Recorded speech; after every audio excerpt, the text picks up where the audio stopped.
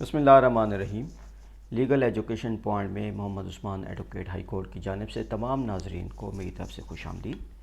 آج نئی ویڈیو نئے ٹاپک کے ساتھ میں آپ کی خدمت میں حاضر ہوں۔ آج کا جو ہمارا ٹاپک ہے وہ ہے تنسیخ نکاح کا۔ آج ہم بات کریں گے دی ڈیسلیوشنز آف میرج ایکٹ 1939 کی سیکشن 2 کے تحت وہ کون سی وجوہات ہیں جس کی بنا پہ عورت اپنے نکاح کو ختم کرانے کا قانونی حق رکھتی ہے، اور فیملی کورٹ کو یہ قانونی اختیار حاصل ہوتا ہے کہ ان وجوہات کی بنا پر نکاح کو تنسیخ یا ختم کیا جا سکتا ہے۔ آئیے ان وجوہات پر ہم روشنی ڈالتے ہیں کہ وہ کون سی وجوہات ہیں، وہ کون سے کازز ہیں، گراؤنڈز ہیں۔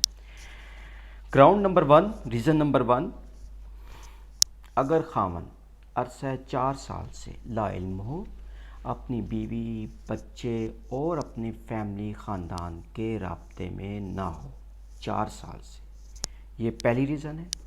نمبر 2، اگر خاوند نے اپنی بیوی کو عرصہ 2 سال سے نان و نفقہ یعنی کہ خرچے سے محروم رکھا ہوا ہو۔ نمبر 3، اگر خاوند مسلم فیملی آرڈیننس 1961 کی سیکشن 6 کی خلاف ورزی کرتے ہوئے پہلی بیوی سے اجازت لیے بغیر دوسری شادی کر لگی ہو۔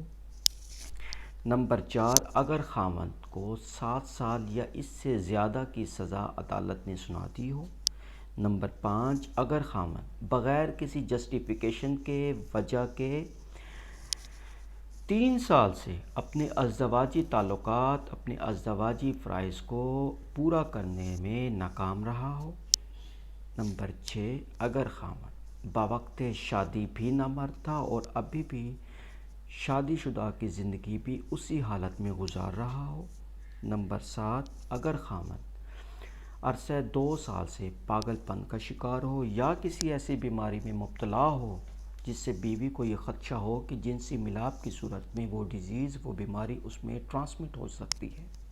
نمبر 8، اگر کسی لڑکی کا نکاح اس وقت ہوا تھا جب وہ نابالغ تھی اور اب وہ بالغ ہو گئی ہے تو اس کے پاس یہ قانونی اختیار ہے کہ ایسے نکاح کو ختم کروا سکتی ہے۔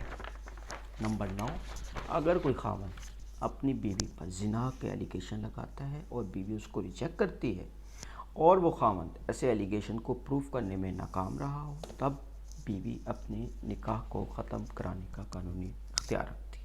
نمبر 10، اگر بیوی الزام لگائے کہ اس کا خاوند اس پر ظلم کرتا ہے، تشدد کرتا ہے۔ نمبر 11، اگر خاوند ہیبیچول تشدد کا ایکٹ بار بار کر رہا ہے اور اپنی بیوی کو ذہنی و جسمانی اذیت دیتا ہے۔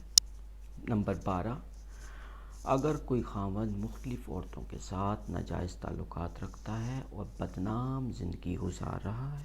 نمبر 13، اگر کوئی بھی خاوند اپنی بیوی سے غیر اخلاقی کام کروانے کی کوشش کر رہا ہو۔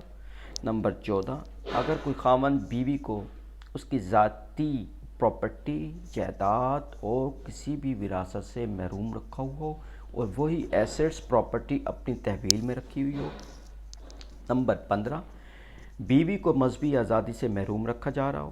نمبر 16، خاوند ایک سے زیادہ کی شادیوں یا بیویوں کی صورت میں شرعن طور پر ان تمام بیویوں کے درمیان برابری کا سلوک رکھنے میں ناکام ہو رہا ہو، یا اس کے علاوہ کوئی اور وجوہات ہیں جو مسلم فیملی لاء کے مطابق نکاح کرنے کے لیے کافی ثابت ہیں۔ تو ناظرین، یہ وہ وجوہات تھیں، وہ گراؤنڈز تھی جن کی بنا پر کوئی بھی لڑکی، عورت فیملی کورٹ سے رجوع کر کے انہی وجوہات کی بنا پر اپنے نکاح کو ختم کرانے کا قانونی اختیار رکھتی ہے۔ تو ناظرین، آئی ہوپ کہ یہ انفارمیشن کافی آپ کے لیے بہت اچھی ہوگی، اور آئی ہوپ کہ انشاءاللہ نیکسٹ ویڈیو میں بھی میں اس سے بھی زیادہ انفارمیٹیو ٹاپک آپ کی خدمت میں لاؤں گا۔ تب تک مجھے اجازت دیجیے۔ اللہ حافظ۔